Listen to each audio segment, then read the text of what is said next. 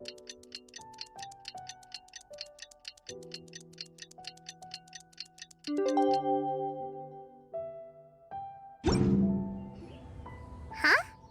Looks like we're a few people short today. Morning, friends.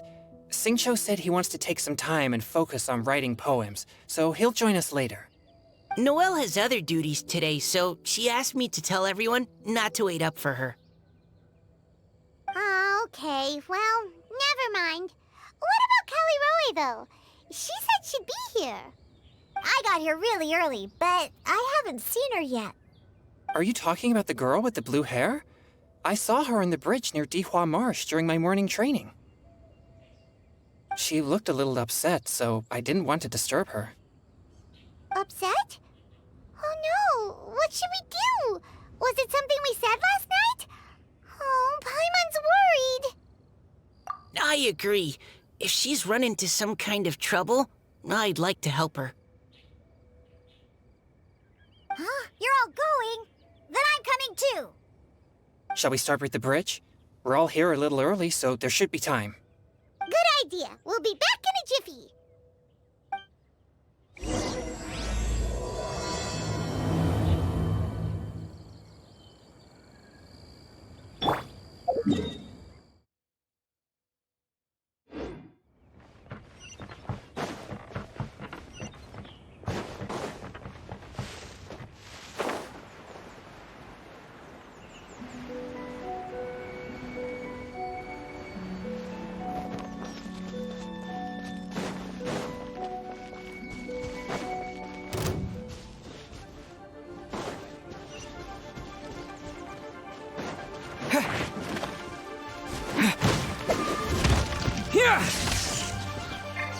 This smoke will be frozen in time. Cool it.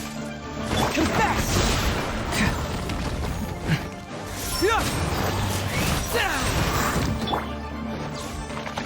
Lightning flash!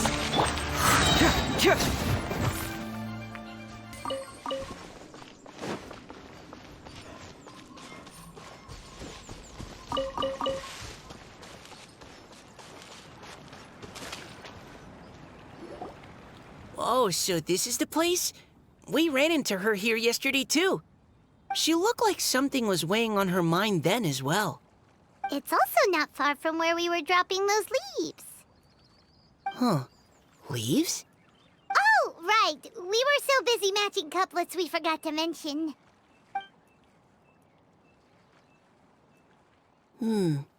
Interesting. I wonder, could Miss Callie Roy have been the one who wrote that poem on the leaf? Hmm? What makes you say that? Oh, sorry. Nothing. Well, nothing concrete. Just a hunch, I guess. It's just, that poem on the leaf kinda gave me the same feeling as when I saw her yesterday. So much sadness. Now that you mention it, this is upstream from where we found the poem. Huh? Hey, look! Over there! Another leaf! Wow, you're right! And this one has writing on it too! After that leaf!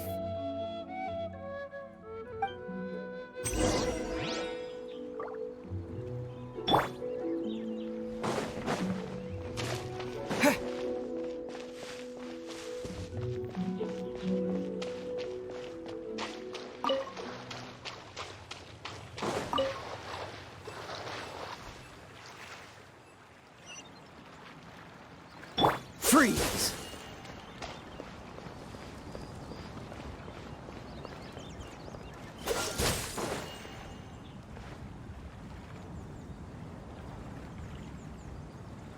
Cool it! Why does it have to float so quickly?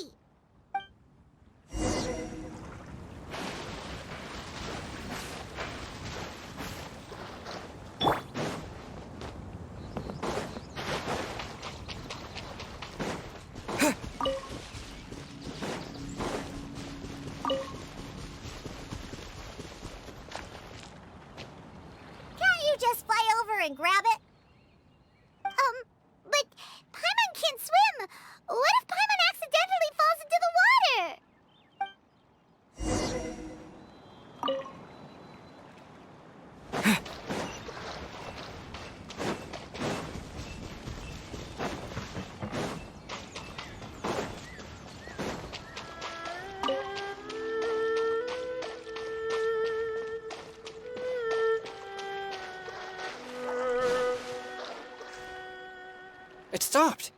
No!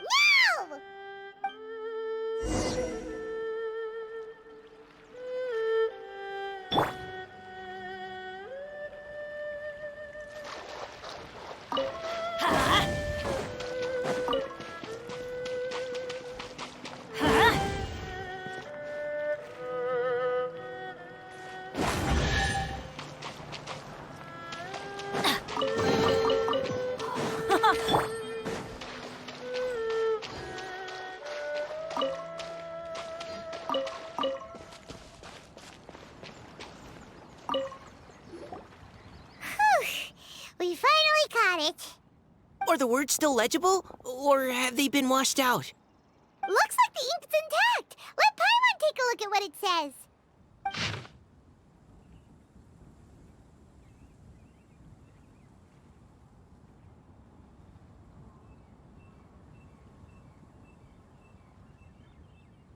Huh? This is related to the poem we wrote in reply yesterday. She must have picked up one of our leaves. Spring. Young boy. It's looking a lot like Callie Roe was the one who wrote this. She seems to care a lot about that story, huh? Actually, when Paimon first saw her, Paimon was wondering, do you think... is it possible that she's, Based on the current and accounting for wind strength, everyone, please follow me.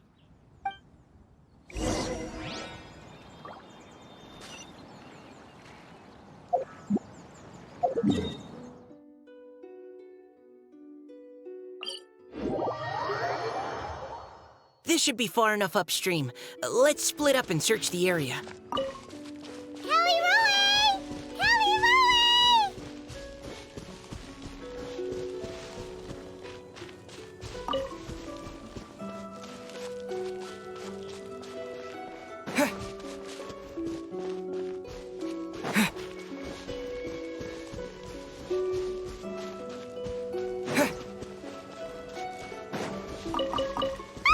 She's surrounded by hilly churls! Let's go save her!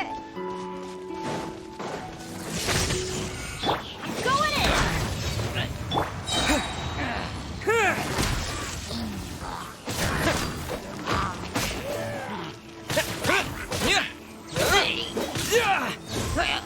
Lightning strike!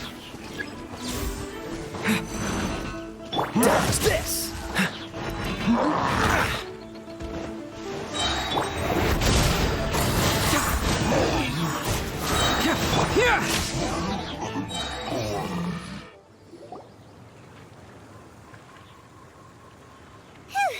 Callie Roe, are you okay? What's that? It's a huge water droplet. This is exactly what I saw the other day.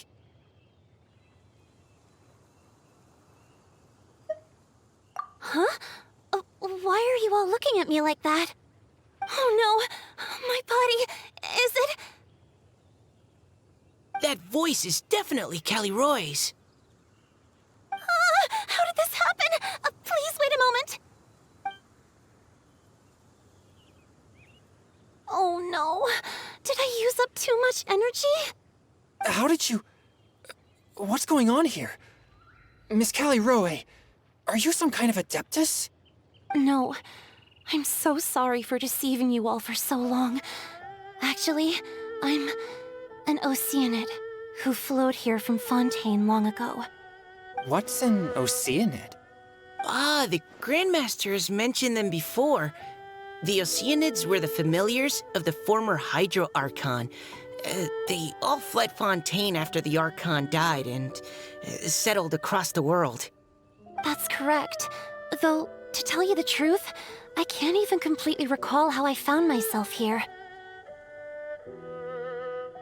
I have a vague impression of my ancestral home, but I can't recall clearly anything I saw on my journey. All I know is that by the time I arrived in Mondstadt, I had lost most of my power and couldn't even sustain a physical form. Eventually, I settled in a place called Springvale, where I slowly began to regain my power. Springvale is a serene and beautiful place, The water that flows through there is clear and pure, just like the hearts of the people who dwell there. So you're the Spring Fairy of Springvale? Yes, Diona, and I remember you too, you know. When you were little, you often came to the spring at night to speak with me. Really? You're not messing with me, are ya? I always thought that was just a local legend. Your favorite little pillow, the fish one? Its name is Bubbles, is it not? Yep! All those childhood memories. So they weren't just a dream. So, if this is true, then all those things written on the leaves... I see. So you were the ones who found my leaf. Well, you are correct. The Spring Fairy and Heart of Clear Springs is me. No wonder you were asking us so many questions about it. So, the boy from the story... Is Finch. I always loved listening to people's dreams, and still do to this day. Whether they're beautiful, sad, or filled with emotions I couldn't understand at the time. One night, a little boy came to the spring. The tears that fell from his face were more fragile than a moonbeam, and purer than the morning dew. I like humans, and wanted to understand them better. I also wanted to make sense of the feelings contained in his tears that were, then, a mystery to me. Yes, we often met under the stars, sharing our stories with one another. Sometimes, we'd stay up all night and see who would hear the first bird chirping from the boughs, or the first cicada of summer. Aw, that sounds lovely. But one day, just like the book says, I saw an emotion in Finch's eyes that I couldn't reciprocate. I felt out of my depth, in uncharted waters. But I knew all too well that we Lockfolk face a very different fate from that of humans. Whatever was happening, I didn't want it to lead to Finch writing a chapter of his life that he would later come to regret. So, I fled, and never appeared before him again. Oh, Callie. My strength returns very slowly, and even after decades, I can only sustain a physical form for a very short time. I once hoped that Finch would be able to move on, and meet me when the stars in the night sky have all gone out. But after seeing so many people's stories, and hearing about all their dreams, I have gradually come to understand Finch's heart. This feeling of wanting to respond to his feelings is surging relentlessly in my chest, and I can no longer restrain it. But I'm also scared. Scared that if I go and see him now, I'll bring nothing but disappointment, and even more pain when it comes time to part. Oh. It really is a difficult choice. Please go see him. Huh? I know Grandpa Finch, and he's a really kind person. When I was struggling to learn how to draw maps, he was always encouraging me, telling me not to give up, always keep trying, and get out there and have some adventures. He often tells me stories about his past, but I've never once seen a look of regret or sadness in his face. And even though Grandpa Finch loves adventures, he still stands there by the spring, every day, as if he's waiting for something. I believe that he's serious about his feelings for you, Miss Callie. He's never stopped hoping that he'll see you again one day. So if you want to see him too, then what are you waiting for?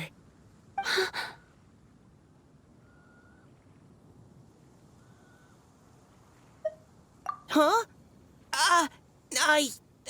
Oh, sorry. I think I got a bit too excited and I just thought, well, it just sort of came out. I understand. That settles it. I've decided. I will go back and see Finch. You will? Amazing! That's great! But I'd like to ask all of you for some help. Sure. Just say the word. We'll help you any way we can. Would you come to Springvale with me and help to bring Finch to my side? I cannot maintain this form for much longer, and I'm worried others will see me how I was just before. Leave it to me. I'm really close with Grandpa Finch. Also, please keep Finch's in my secret. I wouldn't want Springvale's tranquil waters to become agitated on account of all this. Your secret is safe with me. I won't tell anyone. That's a promise. Great. I can't thank you all enough. What's wrong? Are you gonna turn back into a water droplet? No, I'm sorry. It's just that my mind's racing. As much as I want to talk to him again, I'm still worried that I won't have the words when the time comes. A poem?